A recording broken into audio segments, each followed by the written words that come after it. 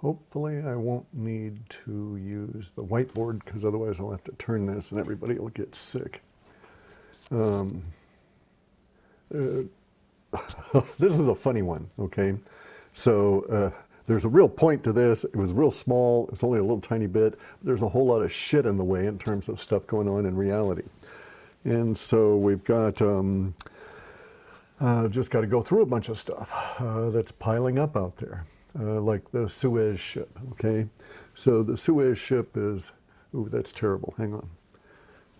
Too much glare, just where I'm at. The Suez ship is stuck. It's run aground in the muck on the side of the canal. On these narrow canals, the long ships, as they move closer to the edge of a canal, you get this effect of draft, of lift. Okay, so we've got, can we do that on this? Yeah.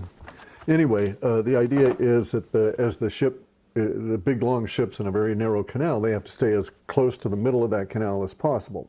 If they drift a little bit towards the side, it decreases the amount of water between that side of the boat and that side of the canal.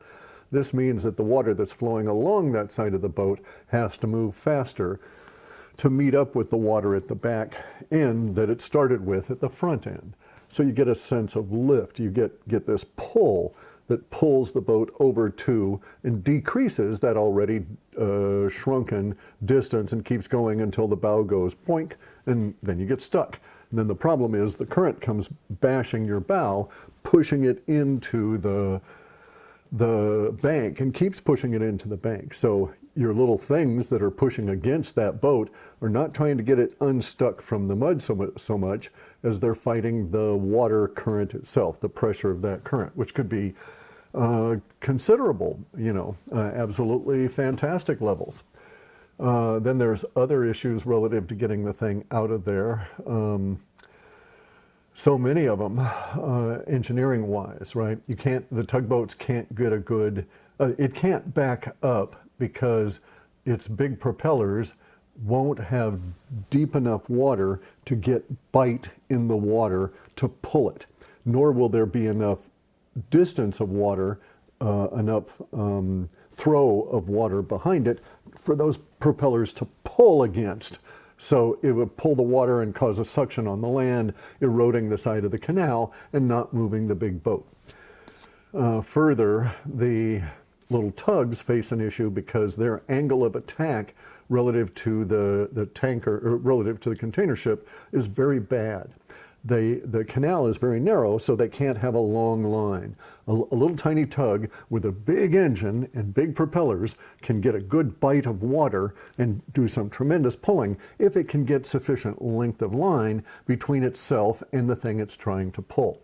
If it can't do that, it's pulling at this very sharp angle of attack, which means that its bow ends up dragging into the water and the stern rises, which reduces the amount of bite that its propellers can take. And bear in mind that all of this activity on water, the only point of pull, your only point of traction, is the surface of your propeller. So it is the size of the propeller that is meaningful relative to your ability to pull stuff and how fast you can pull that propeller, how powerfully your torque is relative to that spin. And that's it. It's not like you can anchor a giant rope on land and pull this boat. It is just not going to happen, right? The boat has to be pulled from water, on the water, because its bow is now in the mud, and increasingly there's silt and stuff piling up on the upward side of it, on the upside of the canal of it, where the flow is coming at it, and increasingly, but in any event, to pull the thing, you can't pull it from land because it would increasingly attempt to pull into the earth underneath it, where it's starting to run into anyway. So it has to be sort of lifted to be pulled, which means you have to pull it from the stern, and you have to, or the sides, you could do it that way, but there's no angle of attack. You can't get your tugs far enough away to do this. So truly, the only thing that I can see that is feasible is to take the weight off of it and get that 250,000 tonnage out of there, and then the thing, at some point, it'll just bob up on its own, and then Bob's your uncle, you throw a line on the thing and give it a yank, and off it'll go, because the water's doing all the work. Now the water is not doing any work for you and is actively working against you in everything you're attempting to try. So that's not going to happen anytime soon. Okay, so that was one thing. This is going to disrupt the supply chains.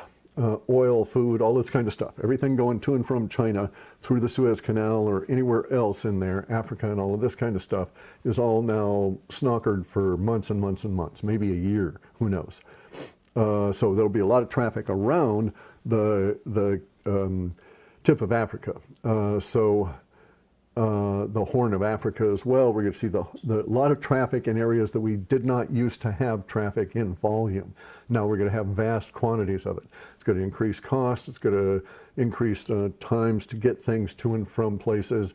It's going to increase delays everywhere. It's also going to increase risk fantastically, because now there's areas that we used to not really have much traffic running by that are filled with pirates and other areas of disruption.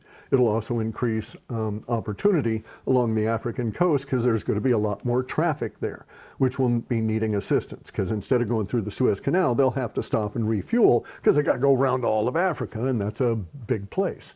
So there's going to be a lot of opportunities, but at the same time, it's going to be a major disruption for a lot of the planet, especially the Europeans in the supply chain there, most immediately, right? And then it's going to impact everyone.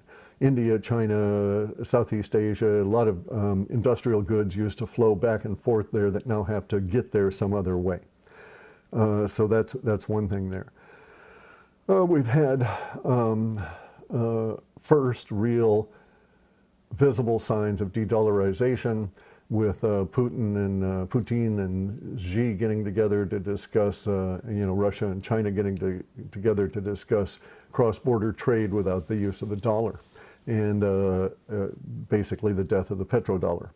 And so that's coming. We need to get prepared for that. That is going to have a major impact.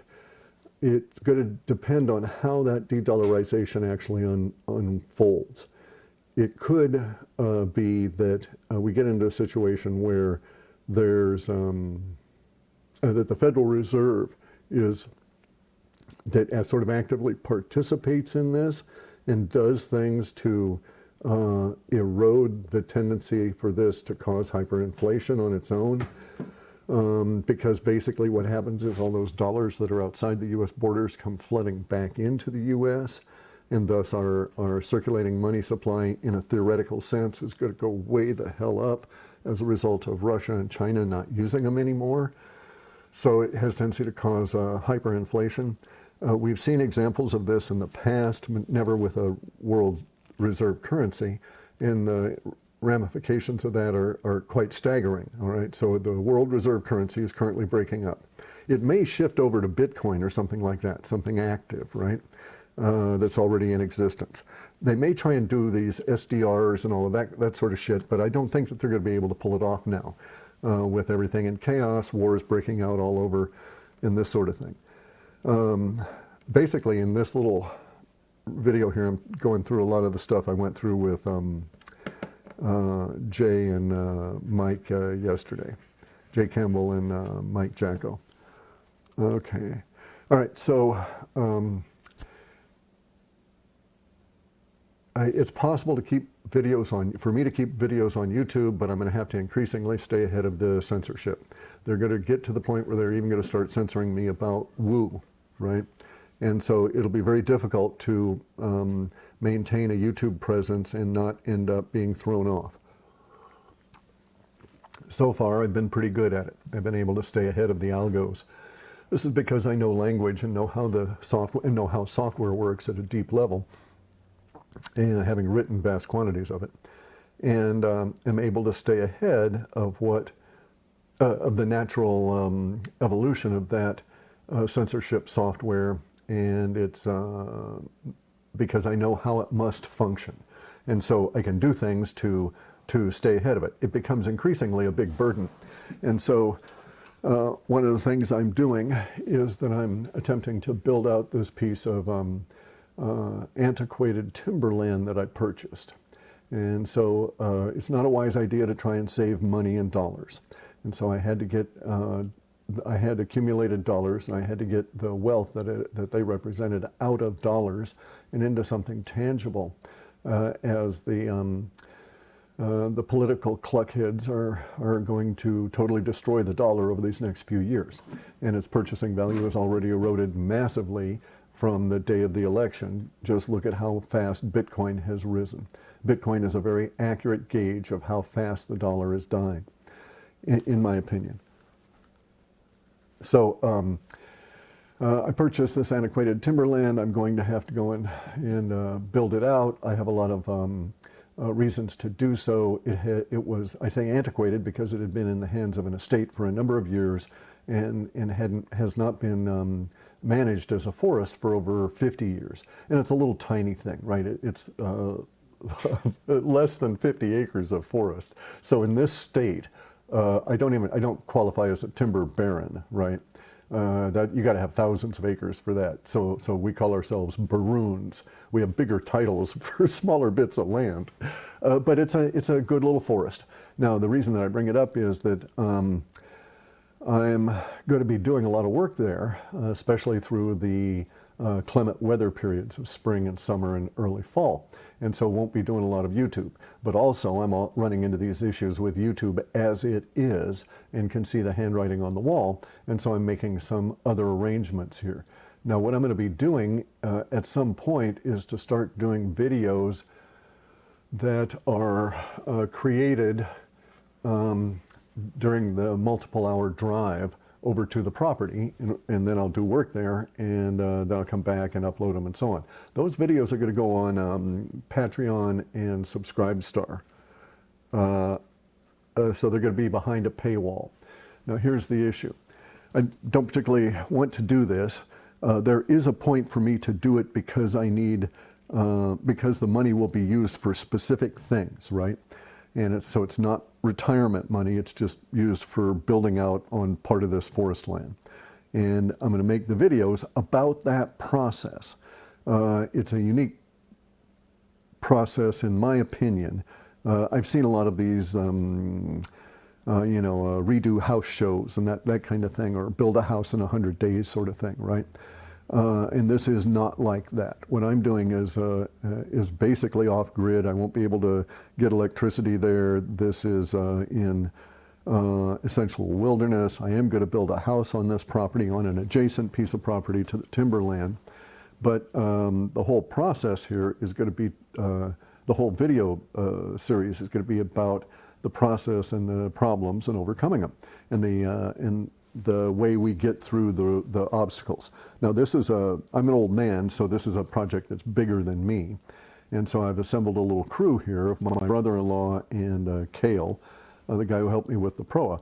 And at the end of all of this, we're going to have the proa be able to be at the water at the site of the property that the house is on. And I'll get into that in the videos that are behind the paywall. Now, and I'll announce where it is and when I start doing that sort of thing. So if you want to stay current with it, you can. Now, one of the other reasons is that to do this is that if you do this, then I can discuss anything I want and not worry about censorship. I don't have to stay ahead of the language and use innuendo. I can be straightforward and factual about what I really want to say. So there's a big benefit to that, in that to me and for me, and for anyone who wants to listen to it, because it does become difficult to get into some of this stuff when you have to tread close to boundary layers that are imposed by terms of service. And I won't have those behind the paywall.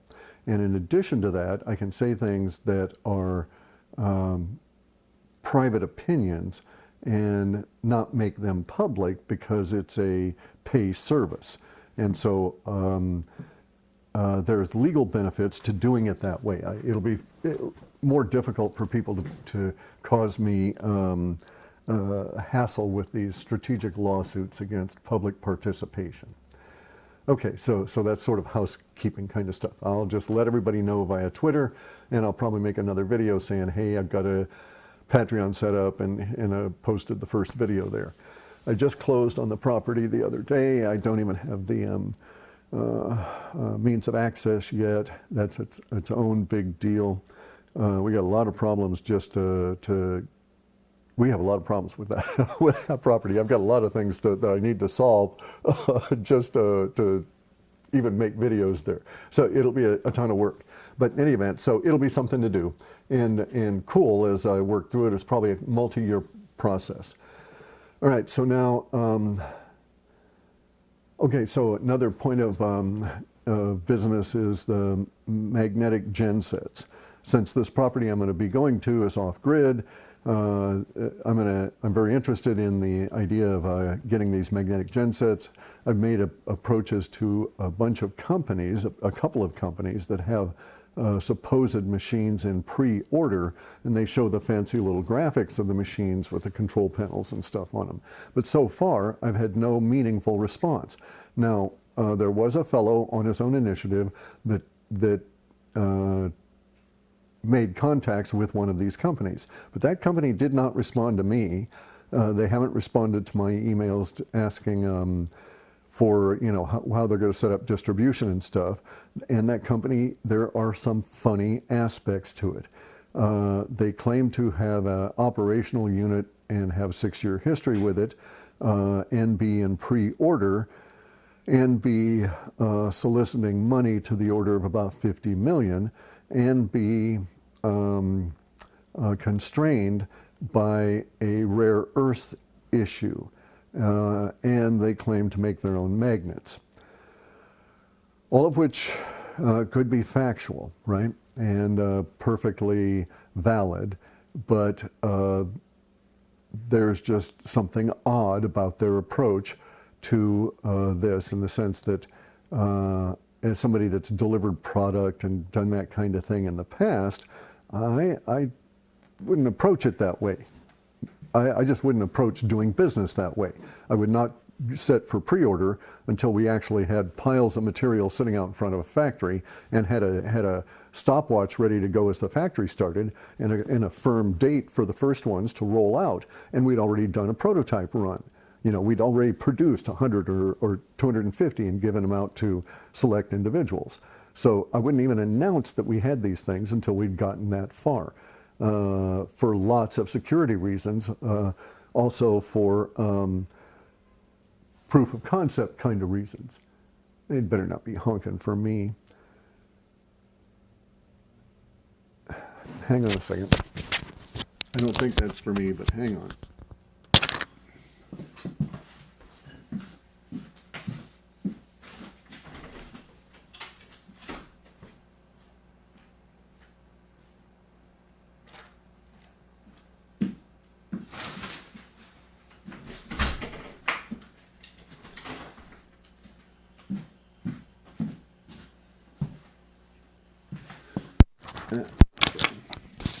Probably tourists trying to get one of the bears to move. Anyway, so I wouldn't do it that way, right? I'd be all set, ready to go into production and so on. Now I understand they've got issues if they're making their own magnets. I love the idea that they'd be making their own magnets here in the USA. I've got a lot of other stuff. The whole point of this thing is a little tiny talk of magnets, and we might get there in a goddamn hour, I guess. Anyway, so the firm, it's just approaching things oddly, right? I'm not saying they're fraudulent. I'm not saying anything of the sort. I'm just saying that it's not the way that I've done business in the past. It's not the way I've seen successful businesses launch absolutely new products in new spaces in the past, right? Some companies don't patent anything until they're actually in production, and then they throw a huge slew of patents out there.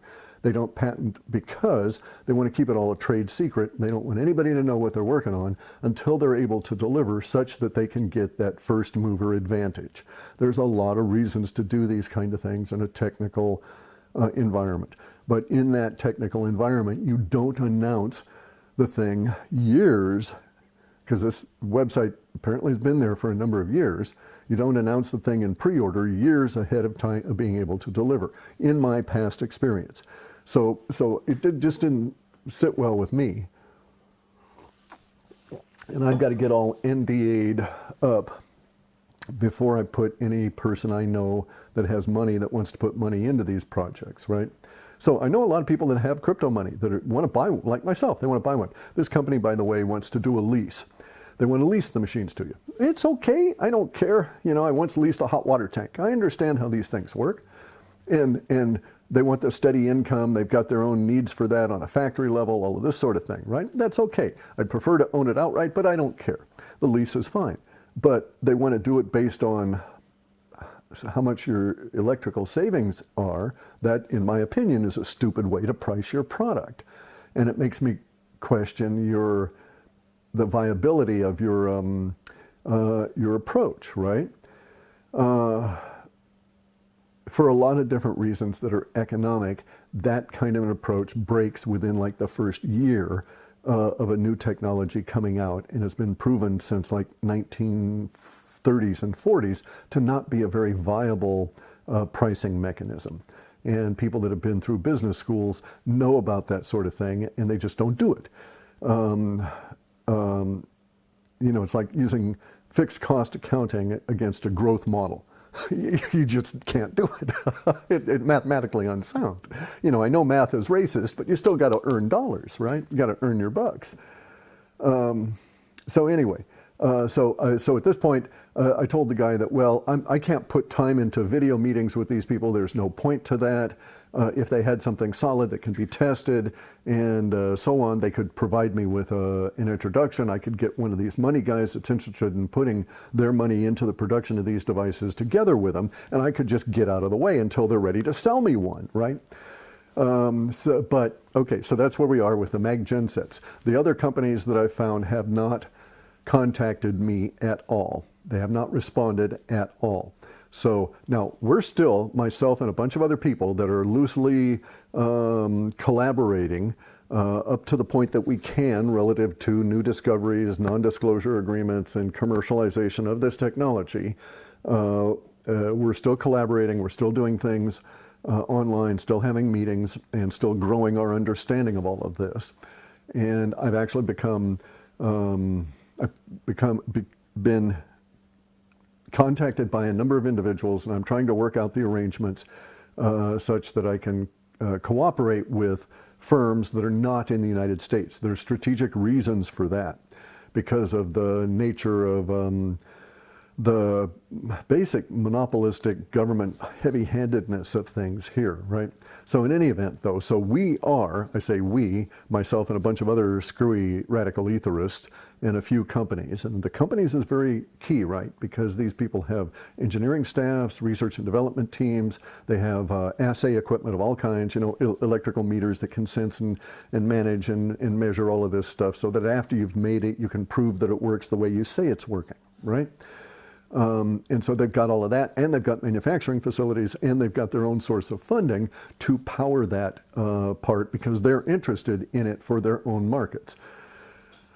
You know, this is like the boon that everybody's after. You know, basically, let's be real factual. Fuck free energy.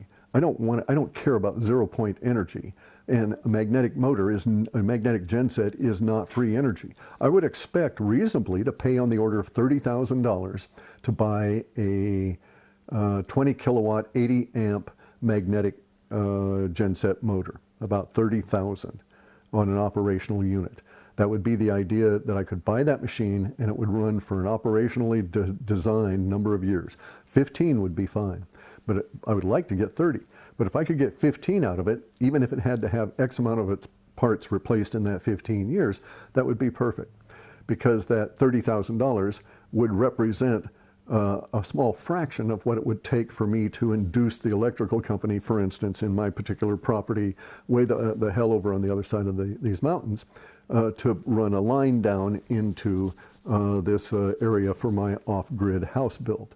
And so if I could just set this machine down there and produce electricity, we could use it to build the house, and then we can use it to power the living at that house. You could do this all over the planet. We need a distributed, decentralized electrical system in order that humanity might survive these next 100+ years as we get into this cold period of indeterminate length. Okay, if we're lucky, it's only going to be a short one, 30 or 40 or 50 years. a single person's lifespan might cover it and have warmer periods on either side. But it may not be that we may not be that lucky. But in either case, we need to deal with the fact that we are in a much colder environment now. It's going to continue to get that way, get more cold. So we need to not be brittle and fragile to the changing climate. So you can piss and moan about the climate changing all you want, but everybody stopping all carbon production right now is not going to change the fact, or is not going to alter our climate change. It won't stop it, it won't delay it, or anything. Even if I believed that humans were the cause of it, the process is initiated. That's their thinking, right? That 99.9999% of this is environmental, but then humans have that 1% that triggers it into this catastrophic process. Well, even under that logic, it's triggered, it's going, the process is happening. Ain't shit we can do about the process, right? We can't roll ourselves back, so we'd better adapt to what we're dealing with. Only it's not global warming, it's ice age. So anyway, so we gotta deal with that, and these magnetic gensets are going to be tremendous. It'd just be absolutely fantastic. And I know that we can do it. It's simply a question of overcoming some material limitations. And there's some engineering issues. So this is why I'm enthralled that I've got this very large, non-United States based engineering firm prepared to go into this. Because once you've got the basic torque issue solved, and there's a number of ways that it can be done and has been demonstrated, we just need to engineer them into something more than a crude prototype, right? But then here's part of the problem. As you engineer these okay, so say that we were just going to do it where we were going to have a spinning magnet motor that just turned a regular genset that we can buy now. You can buy tremendously effective, and I found some just beautiful. They're very expensive. You can turn the things by hand and spin them and make electricity. They have such low torque requirements for such tremendous output. So we're really getting good at engineering smaller and smaller, more and more efficient electrical generators. Now, if we can match that, mate it up to a magnet motor, then the magnet motor has to deal with whatever torque is required by that genset. There are other ways to get this. You could actually merge the electric production part with the magnet motor as it's going. But I'm just saying, in a simple, easy to fashion, put it all together with parts off the existing parts, this would be the way to go approach. Then you've got one big issue though, right? The big problem that the closed systems have to deal with is heat. Because heat kills magnetism. It actually stops the magnet from being that magnetically outputting. And this is the whole point of this talk. We'll eventually get to this thing. We've still got other stuff to get to. And so I've had some breakthroughs on that part of it. But nonetheless, we're going to have to engineer around some deficiencies in our understanding of how to work with magnets.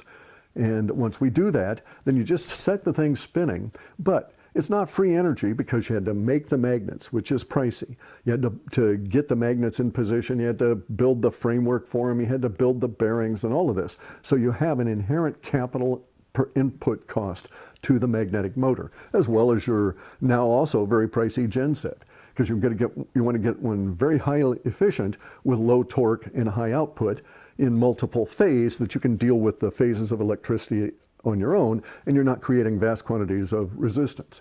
This is because all electrical gensets are essentially like a washing machine in the ether. They're just sitting there grinding the ether for us to get a little tiny bit of electricity out of it. But it's like really torturing the ether, vast quantities of ether disruption by a traditional genset with big magnets and big coils and stuff.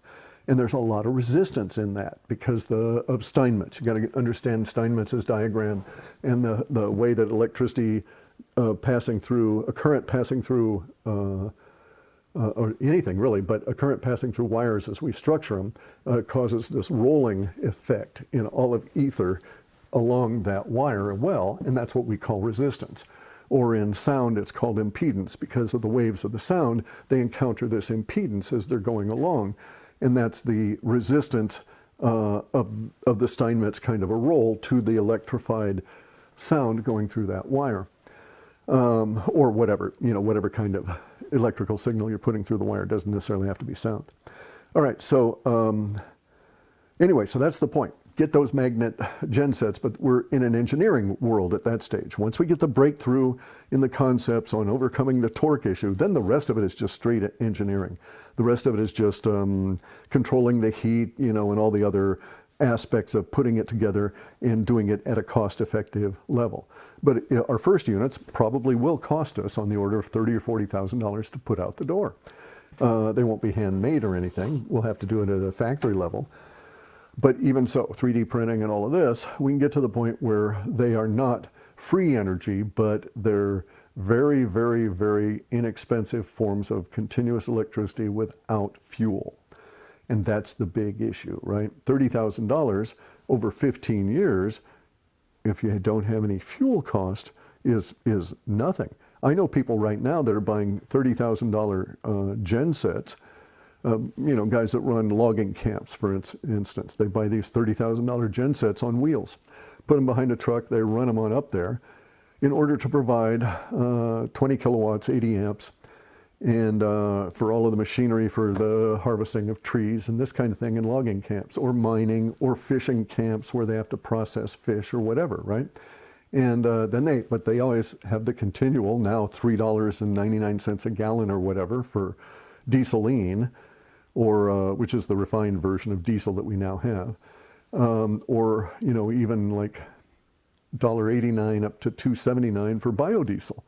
And I'm quoting the local to Pacific Northwest prices in small bulk. So the not being able to, not having to screw with the diesel, the smell, the containers, the extra effort, all of that, such a huge savings that $30,000 for such a genset is trivial. It is a non-issue. So, and that I think is a very good break-even point from what I'm seeing out there. You can get kits that you supposedly can assemble yourself and get 10 kilowatts. I haven't bought one. They want like $16,000 or $17,000. It's a closed clamshell kind of system.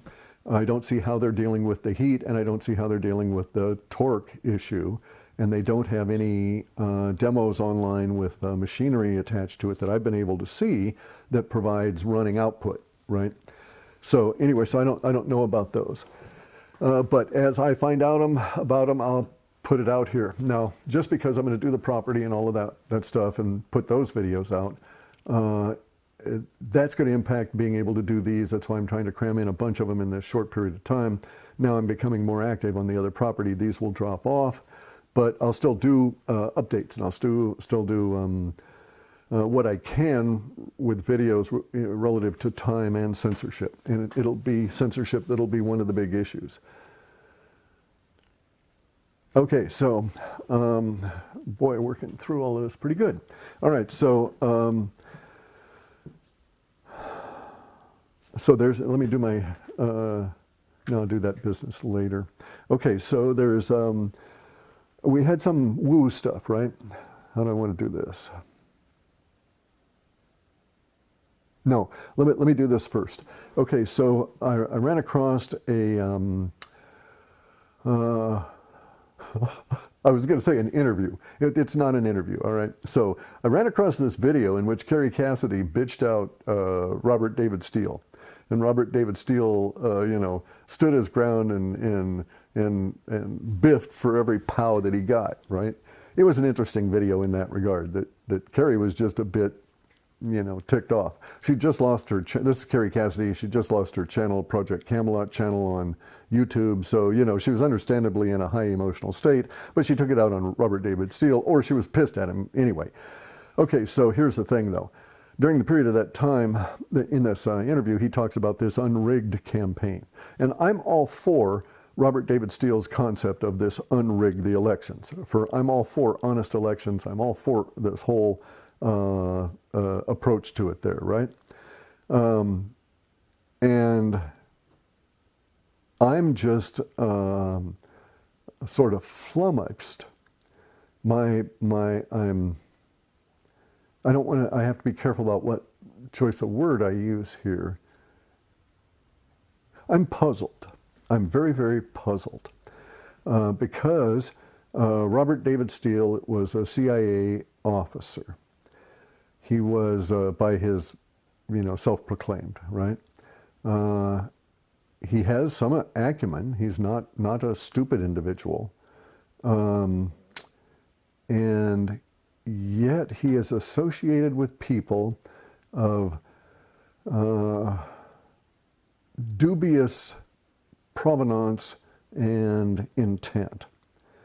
All right, so he cites as great truth tellers that he has big affection for and great confidence in, and is happy to work with Simon Parkes and Charlie Ward. These two individuals in particular, I've got real issues with their behavior, right? Simon Parkes is he's associated with people and he's pimping out and acting as a sales agent for a USB device that costs about $2 or less. And they're selling this as a 5G antidote. And you don't even have to plug this thing into the computer. It's absolutely marvelous. It's so magnificently magical that they're charging you 365 pounds or 365 euros for this. But to their credit, this is no ordinary black plastic USB device. It's a USB memory stick that's got a nano coating of magical material that in its mere presence, 5G wilts and runs away. And further to that, it's got these crystals on it, 1 or 2 crystals. You can buy the double crystal model if you're into heavy 5G. And the double crystal model is going to just, send the 5G running away, even further away from you. And you just have to have this in your presence, and your blood changes, and this kind of thing, right?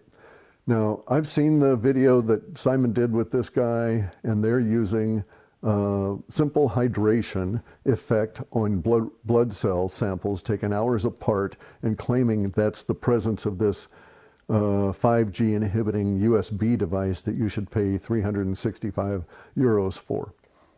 And this device has been examined. It is a typical USB storage device. It has no operating software. According to them, it need not even be plugged into a computer in order to actively aid your blood. You just have to hold it in your hand like a magic rabbit's foot and put it in your pocket, or any other magic talisman or something, right? So on that sense, they should just be saying, pay us 365 pounds so that you will believe that it will work. And ergo, it will work, because there ain't shit here that should work. And so this is somebody that Robert David Steele holds up as a source, as a truth teller, as a good human being. It's like, well, okay, all right, that's his call. And the same thing can be said about Charlie Ward and his past. I needn't get into it. There's a lot of videos out there that detail a rather interesting history. The guy probably is making a lot of money, like on the order of a couple of million a month or something, from his insider circles and that sort of thing. But for Robert David Steele to try and connect a legitimate political movement, he's planning on spending $1.5 million on this 84-city tour to unrig the U.S. elections this year and every year until they're unrigged, right? And he says, do this year with all these speakers. He's got Cynthia McKinney. He's got other individuals. They're, making a big splash. They're doing a lot of work. They're putting a lot of money into this. Everybody's, they're spending big bucks on this, musicians, venues, buses, the whole damn thing. And putting this all together. And it's like, okay, but you're connecting it to Charlie Ward and Simon Parkes? And you want it to be a legit political movement? Neither one of those guys are A, American, or B,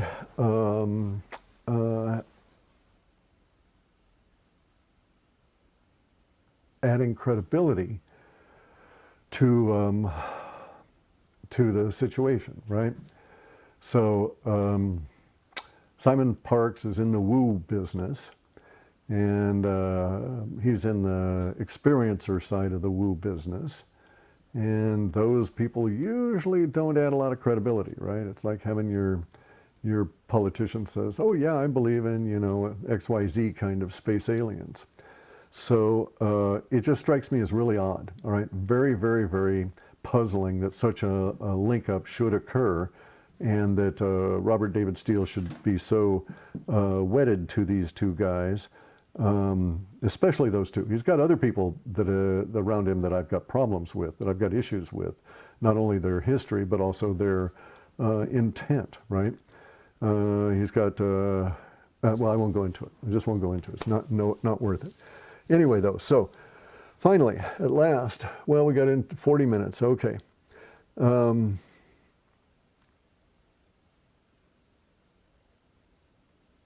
right, so there's this fellow. He makes videos. His name's Ken Wheeler. He does videos about energy, light, cameras, cool stuff, right? He's done a video recently about light, and he talks about light being, when it's condensed, it becomes hydrogen, a hydrogen ion. So Ken's another radical etherist. And what I'm going to talk about now is the point of all of this, which is magnetism again. This is the Inchoate Matterium, all right? Inchoate is disturbed, is differentiated. It's not random. Random implies a whole different set of things that it is not. The Inchoate Matterium is like having a fabric where part of the weave of the fabric has separated, and there is activity coming through that part of the weave, okay? And that Inchoate Matterium is the materium itself, which is the fabric itself, becomes differentiated. It becomes uncohesive. What other good word for that? Disturbed, well, it becomes disturbed after the process of becoming inchoate, right? And this is a uncodified bit of the materium.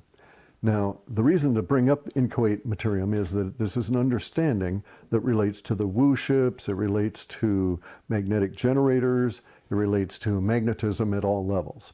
If you go and watch Ken Wheeler's video on light, which is really, really cool, he does very good videos on these subjects, De Lumina, he talks about the condensate of light and becoming into matter. And at that level, he also talks about black holes too, I think. I think he's got one about black holes recently. In any event, so a black hole is this, it's actually, it's not a hole. There's stuff there, right? If you tried to fly a spaceship through a black hole, you'd run into something solid and splatter yourself all over it. It would never happen because of other conditions, but that would be the net effect if you could undo those other conditions, the other magnetic conditions that would prevent that. Because it is actually the black hole is matter that has become, it's a point of universe that has become so inchoate, so disturbed, so uncohesive as to no longer deal with light effectively. So it no longer reflects. Now bear in mind, we don't see light. We only see stuff that light reflects off of. We only see the illuminated things, right? We don't participate, we can't see the light, or we don't in any way alter our eyes. We're not in control of our sensory apparatus at that level. And we only have the four senses here, and they're all in the cranium. What we call touch is a sensation that interacts with our body mind, but it is not a sense in a number of different ways. All of our sense organs are all subsystems that deliver to us a quality of experience that is not raw, it is processed. So I don't see light, I see the reflection of, I see those objects that reflect light. I won't go into it in any greater detail because I need to get onto the Inchoate Matterium aspect of this. But so basically a black hole is a solid thing, it's just no longer reflecting light because of the nature of the magnetism at that point. Now, magnetism is all we have. It's all of universe, all of the materium. So the materium is held together by magnetism. All of my cells, all of my atoms, all of the supposed particles of my body are held to each other with this stuff that we call, when we see it being expressed, we call it magnetism. So this is where I'm going to get into trouble here because of the language that I have to use. It may be very confusing because we have consistently mislabeled something. So magnetism, as we describe it, is in fact a spot of active inchoate materium. That is to say, it is a piece of the materium itself so magnetism at this point here in each of the otherwise consolidated condensed matter, in the center of each one of these is a spot that is inchoate, okay? It is dynamically inchoate. Instead of, okay, so all of the stuff that makes all of the material stuff, the atoms as we call them here, that make up the material of the magnet here, are basically just a stable matrix. And there's only a little tiny spot in the bare minimum, or bare middle of this, in the very middle of it, that is the inchoate materium, and that causes what we call magnetism. But the magnetism expressed, the pull of it, the dynamic activity of it, is the materium being broken at the middle of this particular little object of various different chemicals mixed together in a slurry, put into a ball shape, dried out, then baked, then zapped with electricity, and then coated with a thin coating of chrome. So this little matrix itself is consolidated, concise. It's all solid. All the atoms align, they stay together, they know what they're doing, and so on. But because we zap it with electricity and because of the nature of the matrix itself here, the material itself, we get this inchoate materium response, which is the materium breaking, so to speak, and letting through the actual dynamism that powers all of life and all of the materium. That dynamism is the same actual force that binds all of our cells. And so at this level, there's only the one force in universe, and it is what we call magnetism. But we must understand that magnetism itself, in a static sense, is expressed in my cells, keeping all my cells together, keeping all of the parts of the glasses together. The plastic itself, all those particles have an affinity for each other, and they stick with each other because of the same force that, when expressed in an inchoate materium point, is described as and called magnetism.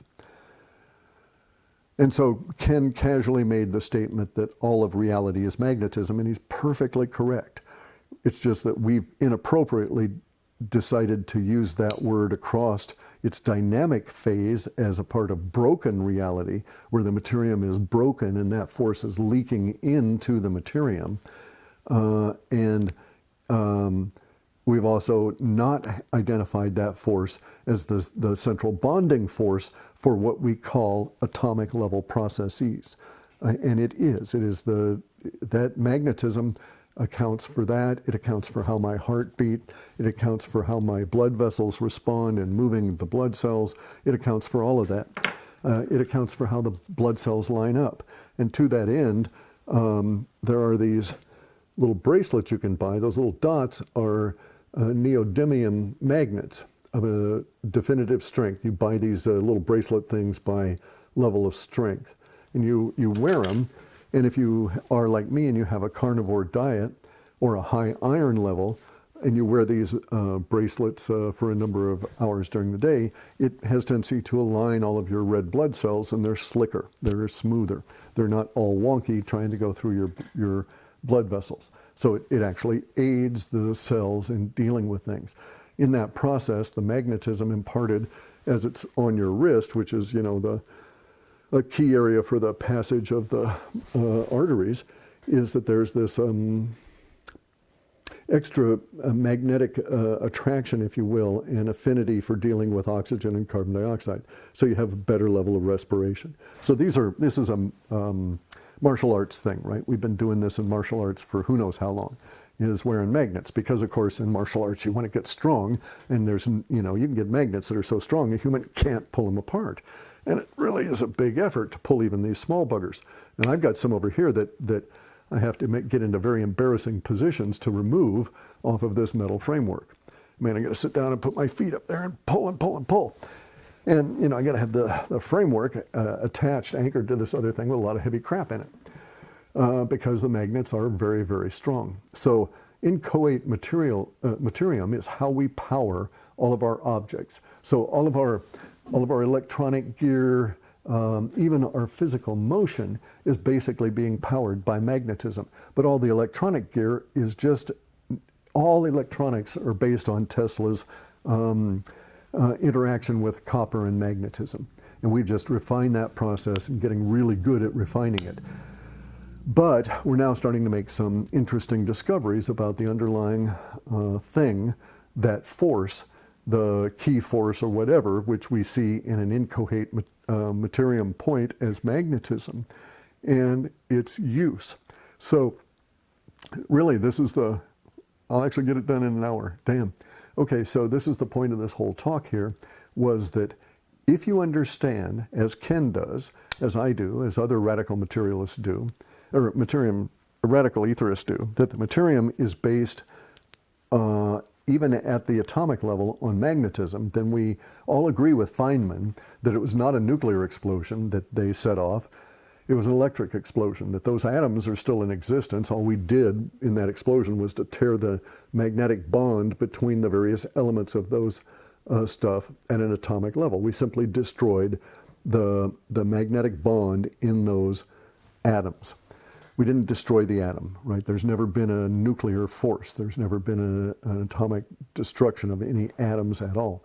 The closest we can come to that is the separation of the atoms at the electric or electron level, what we describe as an electron, which is really just another expression of magnetism, which is the dynamic leakage of that force that creates the Matterium and holds all of us together into the Matterium in a raw force, in a raw fashion. Without that, we would have no technology in the universe. We would all be dealing with the crudest form of expression of energy, which would be fire. So we'd have hot water, and that would be about it. We'd be steampunk. We might get really good at things at steampunk, but we're not going to other planets in steam-powered rocket ships. So anyway, okay, so now here's the whole point of this. In the mag drive, these woo ships, these UFO ships, the TicTacs, all of this kind of stuff, including the recent description of the TicTac drones that followed a whole swarm of them, followed a bunch of Navy vessels and flew exactly at levels designed to attract attention. So they wanted to be seen. All of these ships fly by understanding how the magnetism works that binds all the air molecules together, that binds the tree molecules, that bind the paint and all of this kind of stuff. They understand what we call magnetism at that level. And in so doing, they are able to magnetize at a great, huge level of power a random spot in universe and push their vessels off from that using a repulsive force within their own vessel, which is also magnetism. So it's extremely simple as to how they're working this. And in concept and everything, once we grasp the idea that magnets are no different from any other matter in universe, except that they have within them a center that is a point of inchoate Matterium. And that if we had this same understanding that the woo ships do, we would be able to do exactly what they're doing. That all we really need is the understanding of what materials are being used and how those materials are being applied, which is a source, another video in the future. So, all right, so that was the whole point of it, was that inchoate Matterium, remember that, we're going to get into it later on. There's a lot of tons of other stuff going on. It's been a very eventful couple of weeks. The UFO drones are very spectacular because they are telling the U.S. military by their actions. In my opinion, the fact that they had a drone fly at the bridge level, at eye level of the people in that bridge and maintain that position is a way that these guys are sending a message to the U.S. military that they're about to have disclosure whether the military likes it or not.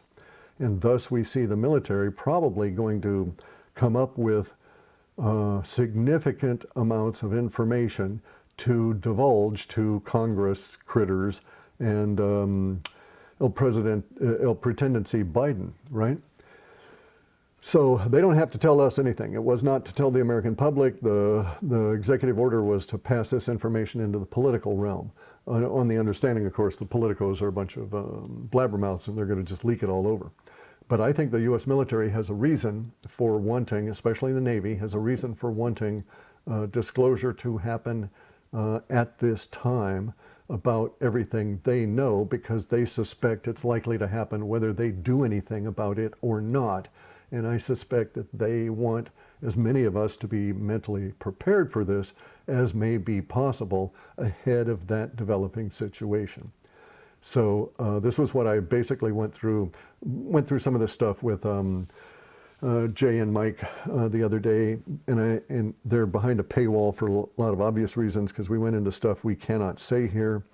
But this stuff I think can get through the censorship issue, and that's why this Woo series, because they're going to try and censor all different kinds of stuff, especially about the ether, and especially about ancillary thinking about the UFOs and how disruptive it's going to be for our entire social order. So, got to also do my show and tell here. From the other day, I had a bunch of questions about that. What was your show and tell? So I was out on the beach with the dogs. We do this little hike, and we found this before, and I just found something very interesting, and I thought I would show it to people. And it's a curious little bit of stuff. And let's see if we can get this and show it here. Here is a sand dollar enclosed in this rocky thing, right? And we see the rock bits grasping hold, so it's kind of fused. It's starting to fossilize. You can see the little bits of the fossilization start to occur as the material in the sand dollar and the other stuff really fuse, and so on. But the real point of all of that is this right there. That is a 50 caliber explosive-headed anti-aircraft round fused in with all of this. This is the stuff. This is the stuff we've got that the Navy dumped off our beach out here. You know, I think it was the end of the end of the Korean War, but this was World War II ammo that had was not used in Korea, that kind of thing, something along those lines. So we still keep finding it out here. I'm going to be very gentle with this, but because it is potentially explosive. We've had a couple of them blow up. The idiots thought it was coal and they threw it into a fire. Idiots. Anyway, I mean, really, well, I don't know, they should know. But I don't know why they should know or how they should know, but they should know. In any event, though, so silly humans aside, kept it under an hour. And remember, we're coming into a period of time where it's all about your point of woo.